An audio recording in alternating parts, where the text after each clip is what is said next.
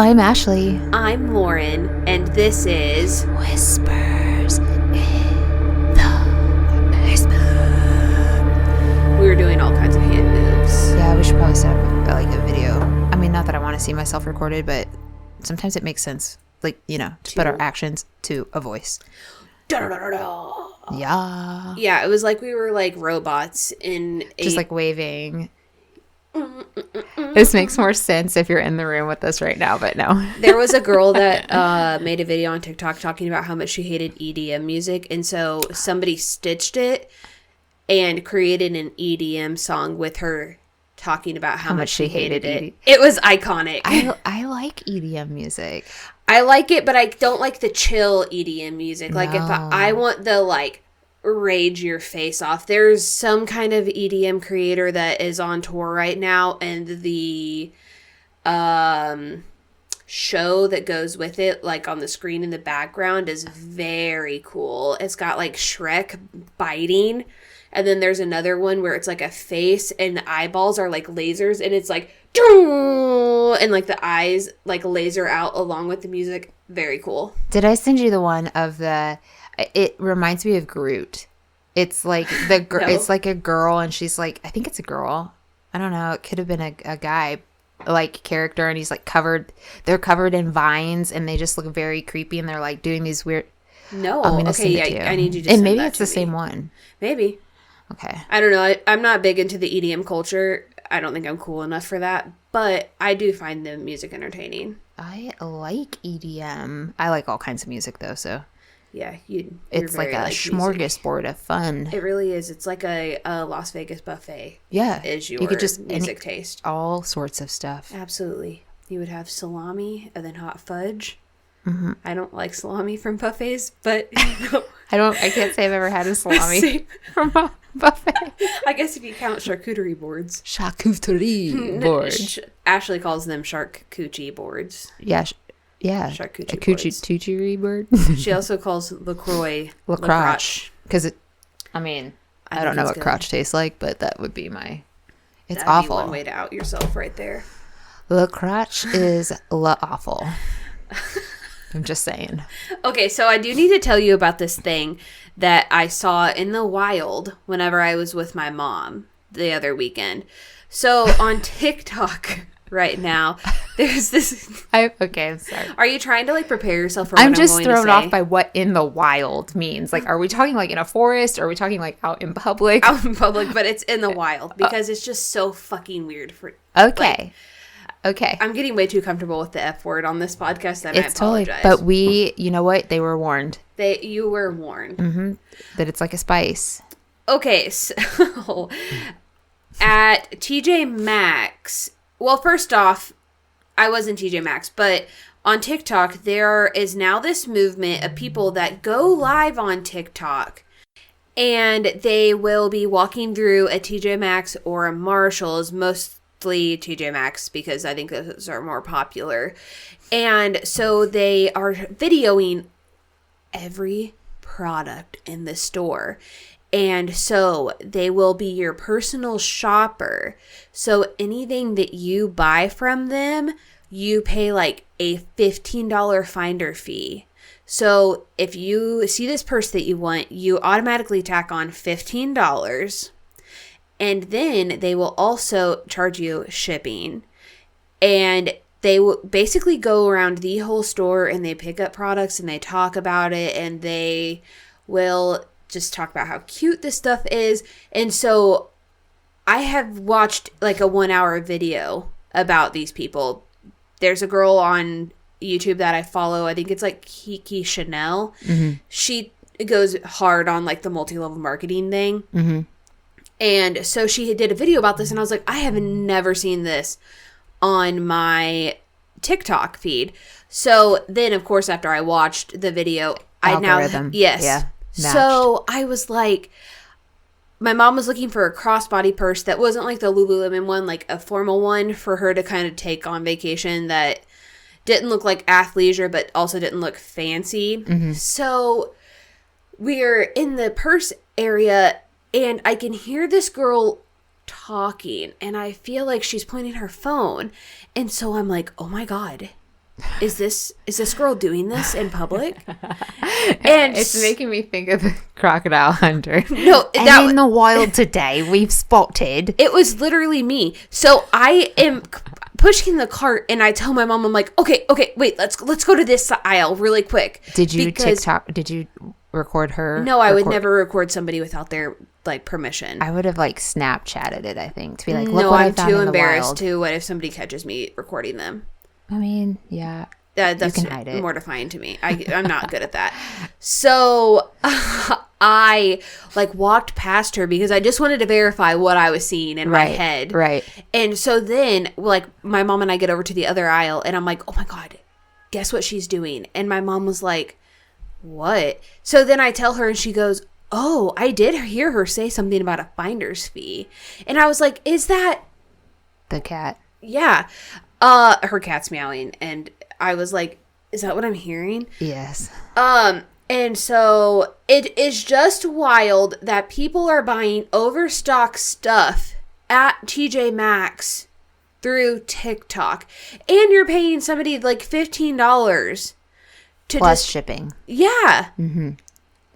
Get out of here. Yeah. So I was gonna say get on Poshmark. I was going to say, this is what it has come to. Because, you could very easily go get those things yourself, too. If you just got up and went to TJ Maxx. Literally. If you had one nearby. Yeah. But, people pay for personal shoppers, too, because they don't want to shop, so. It's unreal to me. I just thought it was crazy. I think that's a whole different tax bracket than us. Personal shopper people. People that have personal shoppers. Yeah. Well, there's a girl that I follow on TikTok she lives in New York, and she goes and does personal shopping for her bosses, but it's very upscale. She'll go look for a shirt that's $500 for her boss. That's insane. Not in my tax bracket. No. Whatever. Well, that's interesting. I'm glad you got to see that in the wild. I'm glad that I did too, because it was just, that TikTok lore that, you never expect to see, and then you see it. And by the time, my mom's also a massive shopper. So going any shopping with her, she has to look at everything, and it's a whole task, which is fine. I love it. Girl time, not a big deal. But by the time we were checking out, which says something, this girl was only in the perfume area. That's just so much time. Her boyfriend was following her around like a puppy, and he was putting stuff in the cart. Oh my God, Aaron would never. Seth would never. He'd be like, you can go do that by yourself. Yeah, I don't even know if Aaron would wait in the car. No. He'd be like, I'm not going. Absolutely not. He'd be like, okay, you go make that bag yourself. Have fun. But also, it's just, I don't know. I don't love it. Mm-hmm. No shame, I guess, in people's game, but. You do you. Mm-hmm. Mm-hmm. Today's case is what one of my favorite scary movies is actually based on. And I've never seen this scary movie. Now that I'm older, it's not really that scary of a movie, and the acting is actually terrible, but it's still so iconic to me. Well, what year was it made? My favorite version of this movie is the 2006 one. Okay. Clearly you've never seen it. No. But the basis of this movie is, well, I guess I should probably say what it is. It's When a Stranger Calls. Okay. The basis of the movie is a girl that gets hired to babysit. While she's babysitting and the kids are asleep, she keeps getting calls from a stranger asking if the kids are... I think that he asks, are the kids asleep? And in the end, the stranger breaks in and she gets into a struggle with him and kills him. But she also calls the police. And the police end up calling her at one point, and they say... Jill, he's in the house, you have to get out of the house. And so that's whenever he ends up catching her and then getting a fight and all of that. Pausing for a brief moment while my son scares the shit out of Lauren. God damn. And now we're back. So really the scary part of the whole movie is just the fact that somebody keeps prank calling her the whole time. Yes, and I think he gives off the assumption that he's watching her. Yeah, like a Scream type thing. Yes. Okay, I got it. But the most iconic part of this movie is Jill is babysitting for this rich family. And the rich family also has a housekeeper, and her name is Rosa. And so, like, as the suspense is building and Jill is getting more and more paranoid, she goes to try to see if Rosa is there, because they also said that Rosa is probably going to go visit her sister this weekend. So she will either be leaving or getting ready to leave. And so Jill is looking for her, and Jill goes, "Rosa? It's Jill, the babysitter." And that's just always something that Dakota and I repeat. And it's really not even that iconic, but it's just how it sounds. It's just it's terrible acting, but it's fine. It's 2006 acting. It really, yes.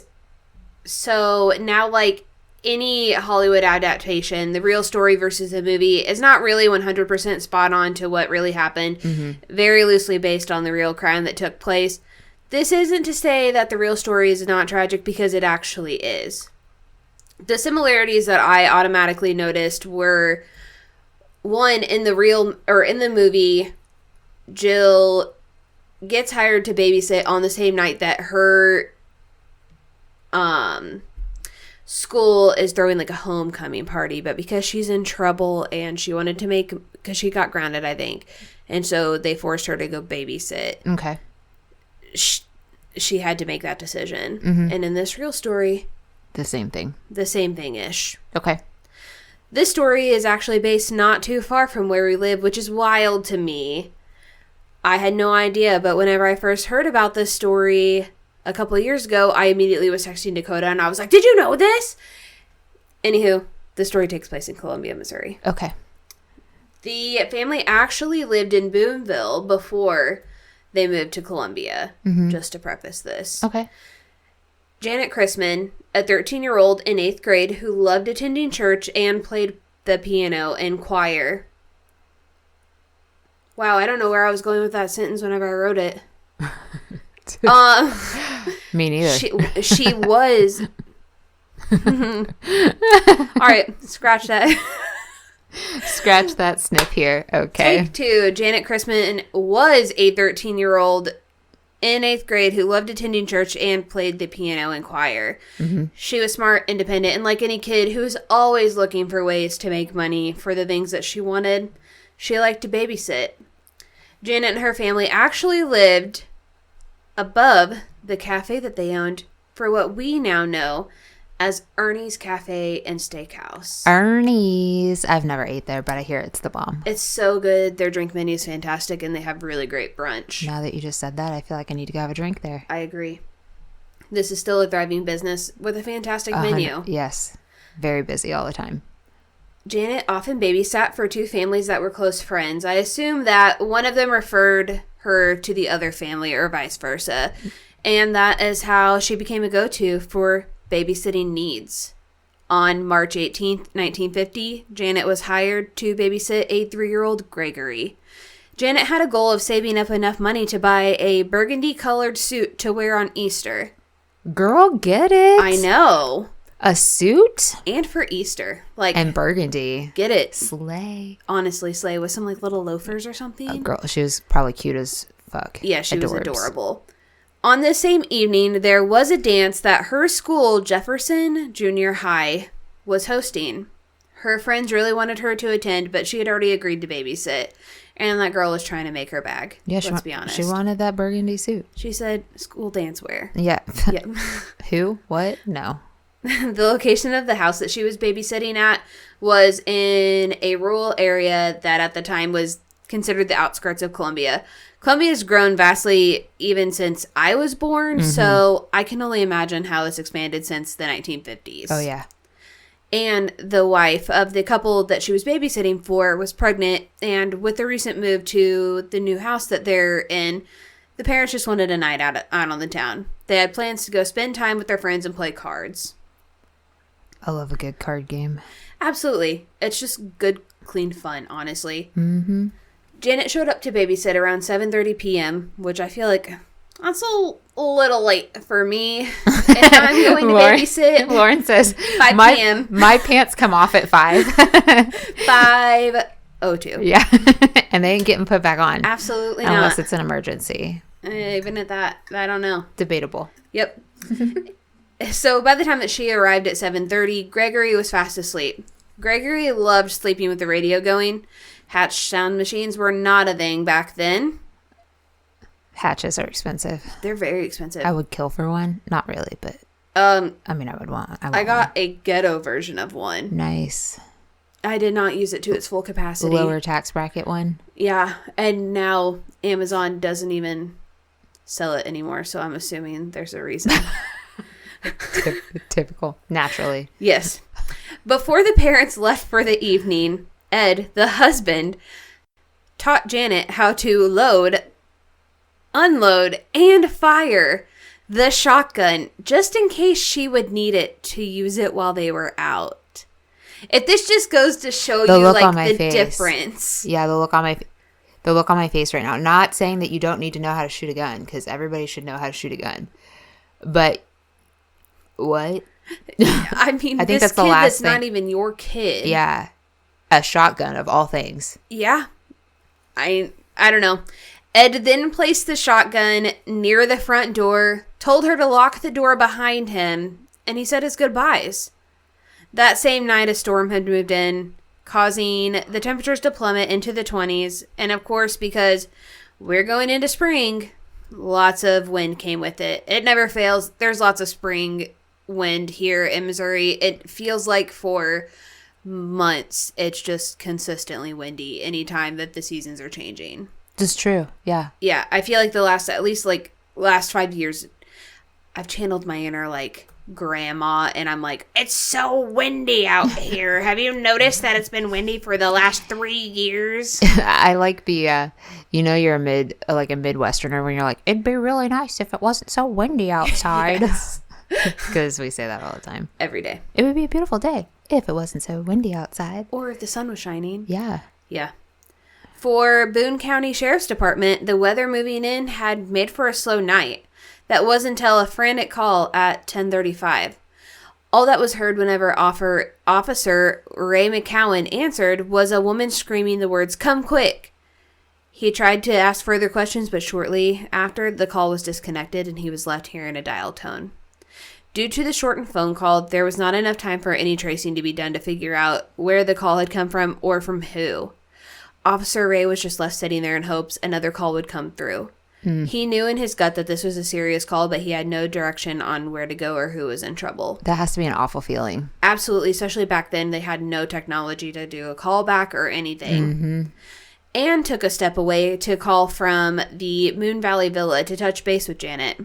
Like any mother, she wanted to check on Gregory and just to ease that mom guilt of being away. Yeah. No matter how old your kids are, I feel like you still feel guilty that you're enjoying your time without your kids. You do, yeah. When she called, there was no answer on the phone. She didn't think too much of it since it was so late, and she assumed that Janett had fallen asleep as well. I'm assuming that whenever she called, it was probably around 11. Mm-hmm. Okay. She returned back to her husband and friends, where they hung out until 1:15 a.m. So what? Party animal. And she was pregnant. Party hardy. You best believe that whenever I get pregnant, there is no excuse to be out of the house past 8 p.m. Yeah, but it was the 50s, man. I know. They were just living the high life. Maybe I need to channel my inner 50s housewife. Anne and Ed had arrived home about 20 minutes later. It was rainy, cold, and late. The porch light was on, and the window blinds were wide open. I don't know about you, but as soon as the sun starts setting, my blinds are closed. I do not like the idea that somebody can see me, but I cannot see them. I am not bothered. No, that freaks me out. Knowing that somebody's literally watching me and I cannot see them out in that dark road, don't like it. Not a fan. Mm-mm. When Ed went to unlock the door to enter the house, he realized that the door was already unlocked. Remember he told Janett to lock the door behind him? Yeah. Did he? Oh no. Was the shotgun missing? You'll find out. Upon entering the home, the suspense. Anne and Ed were met with the terrible discovery that Janett had been murdered. She was found in the living room, sprawled out on the floor in a pool of her own blood. Oh, now I feel awful. It's okay. You're going to feel even more awful in just a second. Oh, no. Okay. God damn it, Ashley. She was found with blunt force injuries to her head, puncture wounds from a mechanical pencil, and a cord from an electric iron. Had been snipped with a pair of scissors and was bound tightly around her neck. And she was 13. Unfortunately, she had also been raped. Yeah. Trigger warning. Oh, well, it's a little late for that. Sorry, guys. It's fine. Not far from where she was laying, the landline phone had been seen hanging off the hook, which is the reason why Anne could not get through earlier in the evening. Ed called the police, who responded immediately. Once law enforcement arrived and started processing the scene, answers began unfolding. There was unfortunately a turf war between Columbia Police Department and Boone County Sheriff's Department. There were blood smears and fingerprints in the living room and kitchen. The turf war was because Columbia Police Department responded first. But realistically, since it was on the outskirts, it would have been outside of city limits. Yes. The turf war also led to conflicting opinions on what happened. It always does. Always. And they don't want to, they don't like work, with each other. No, instead of just being a team, they wanted to compete with each other. They have the same end goal, but yeah. Yep. The back door was unlocked and left ajar. From the back door, a bloodhound was used to try to follow the trail of the attacker. Adult male footprints were found near a side window where the window had been shattered, along with a garden hoe. This is where law enforcement assumed he gained entry to the house. Both agencies had differing opinions on where the attacker gained entry. Detectives assumed that due to the porch light being on, this meant that Janett was trying to be polite and answered the door. She could have felt safer knowing the shotgun was nearby, although the shotgun was untouched whenever the scene was processed. Law enforcement performed stakeouts. I don't know why that didn't come out right. Canvassing surrounding areas and even sought assistance from the public. Janett's friends, family, and students from her school were questioned. One man who became a suspect was Robert Mueller, and the circumstantial evidence was growing day by day. Robert was friends with Ed, the husband that Janett babysat for. Robert was very vocal about his attraction to young virgin women, aka children. Vomit. Let's just call it what it is. Yeah.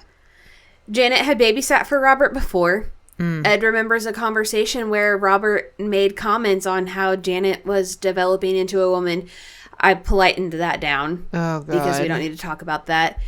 If this says anything about him, Anne, Ed's wife, also felt uncomfortable around Robert. The day prior to Janett's murder, Robert was over at Ed and Anne's helping him a dress. Robert was a tailor, so that's why he was helping Anne hem a dress. Mm-hmm.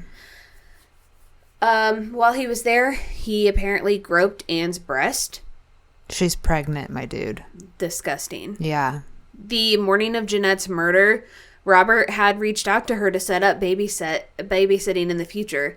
I'm just assuming that, like the topic of conversation of, I'm babysitting for Anne, or Anne could have mentioned that Janett was babysitting for them the night prior. Just like it comes in to conversation since he was involved, in their lives before she was murdered. Well, like, did he know? I would assume, yeah, because, it's back then, and even like when I was young, your name got passed around. All the time. We didn't have, Facebook where you could just post like, hey, my daughter is, babysitting and this is how much she costs. Like, it started with you babysitting for one family. And then it was word of mouth as to how people found out about you. And kind of like the babysitting club. Yeah, I think that, it's not unreasonable to think that it came up in conversation because, right. Yeah. Yeah. To put the cherry on top, Ed advised that Robert was talking to him regarding the crime and began theorizing on how he felt the crime unfolded, stating that breaking a window to climb into the home would just be too loud and noticeable. Instead, it would be much easier to knock on the door and say, Ed sent me here to get poker chips. And if she knew him, she would have felt safe. Yep. And so she wouldn't have had any reason to not answer the door. Correct. Or feel like she needed to, protect herself with the shotgun that she just learned how to use. Yep. Yeah. To say the circumstantial evidence was a mountain would be a lie. Robert was questioned in a farmhouse outside the city limits, which makes no sense because shouldn't he have been taken to the station? And then he was taken to Jeff City to take a polygraph test, which he passed. He was free to go as soon as he passed the test. With all of the evidence pointed in his direction, and the court judge felt compelled to arrange a grand jury to investigate Mueller's case further. Over time and legal issues, Robert was never charged because of the profound level of incompetence police conducted during their investigation into him. These factors led to Robert to not be apprehended, and he later sued the police department, which he lost. Thank God. He relocated his family to Tucson, Arizona, and in 2006 he passed away at 83 years old. So Gregory was fine. Yeah, Gregory was completely fine. I think he was still asleep the whole time this happened. So clearly she was the target. Yes. It wasn't like a breaking and entering to just thing. kill everybody. No. She was the sole target. Well, and like if he knew that she was there. And he knew that the kid was there. Yeah, I don't know. Ed and Ann ended up moving to Idaho Falls, Idaho in the 1980s. Ann passed away. Ed eventually remarried, and in 2016 he passed away at 93 years old. Dang. As for his son Gregory, he grew up and settled down in Alaska. The Christmann family remained in Columbia and continued running their business until Janett's father, Charles, passed away on September 24th, 1994 at 60 years old. After his death, his wife, Lula, moved to Kansas City, where she would remain until her passing in 2009. Their oldest daughter would settle down and start a family of her own, while the youngest daughter, who was only a baby at the time of Janett's murder, moved to Florida. This case remains unsolved. Dang. Or is it? You're right. Yeah. Wow. I know. It's actually so sad. I'm not at all like the movie. No, I'm so haven't glad even that seen in it, but not at all like the movie. I'm glad that in the movie they did not make her die. Yeah. Yeah. That's awful. Yes. And I think that around the same time there were similar cases, but they were all before her. And one guy who was convicted of murdering a girl like 4 years prior was basically coerced into admitting it. So I didn't even include that in here because I didn't feel like it was important. There was a string of peeping toms and sexual assaults, but also like in bigger cities, you're going to have that, and not every case is connected. Right. So, yeah, I don't know. It's just sad that this family never really got answers and that it just is unsolved. Yeah. It speaks a lot to if you're talking about the crime scene, it does speak a lot to the fact that, the window was broken, but the door was also unlocked. Yeah. So she had to have unlocked it. Yep. Had to have. But also, like... So she had to... It makes sense. Well, and it fits that she would know. The scene? Yeah. I mean, that would be my assumption. Yeah. Is that you didn't lock the front door. You left it unlocked. You opened the back door, left it ajar, and broke the window. Yeah. To make it look like somebody broke in. Huh. But yeah. Also, way to go for that little kid for sleeping through all that. No joke. Missing all of that trauma. Because... Yeah. Yeah. That's still awful, though. I know. Man. Yeah, I don't even... as a parent, I don't know as I would ever trust, if I don't have daughters, but if I did, I don't know as I would trust them to babysit. Maybe the closest people that I know. Yeah. That's it. Well, you just don't, I don't know. I don't even, it was hard for me to even trust to let my kids go stay the night with people. Yeah. And even then, I don't think Gage has ever stayed with a friend. I was going to say, I think that now more than ever, people do not allow their kids to go stay. Mm-hmm. I have to really know you. Yeah. Like Memphis, he goes to Chelsea's all the time. That's different. She's my high school best friend. Yeah. But yeah, outside of that, yeah. I don't know. It's a different world that we live in. Yeah, I think I've watched too much Dateline or something. I would not allow my kids to babysit, I don't think, which is unfortunate because that's how I made money. Babysitting. Yeah, that's how I made money. It was fun. You got to go eat people's food. Yeah, girl. Like that was my job before I started high school. Mm-hmm. I just babysat, and I bought a lot of like the school clothes that I wanted from the babysitting money that I'd earned all summer long. Yeah. But I don't, yeah. It's crazy. That's so sad. It's very sad because you just don't, I think that even whenever I first started, like, really, because it had been a couple of years since I had heard about the case and watched a video on it, but then whenever I was reading the articles and putting all the pieces together, I was like, wow, okay, this is actually way more sad, because I was like sticker shocked whenever I first heard the case, because I was like, oh my gosh, this is based on like my favorite movie, but yeah. Yeah, sort of, but not really. Yeah. No, Yeah. I know. Dang. Yeah. Sad stuff. Very sad. That wraps up today's episode. You can find us on Spotify, YouTube, Amazon Music, and Patreon. And eventually, hopefully, Apple Podcasts once we get that shit figured out. Don't forget to subscribe, leave a 5-star review, give us a thumbs up on YouTube, and hit that notification bell so you can get an alert every time a new episode drops. So tap the app. Why are you laughing at me? I love it. I love it too. It's just I never write that in here on our little... the app. Tap the app. We need to have like a little outro with that. We'll see you next week. But in the meantime... Stay strange, my friends.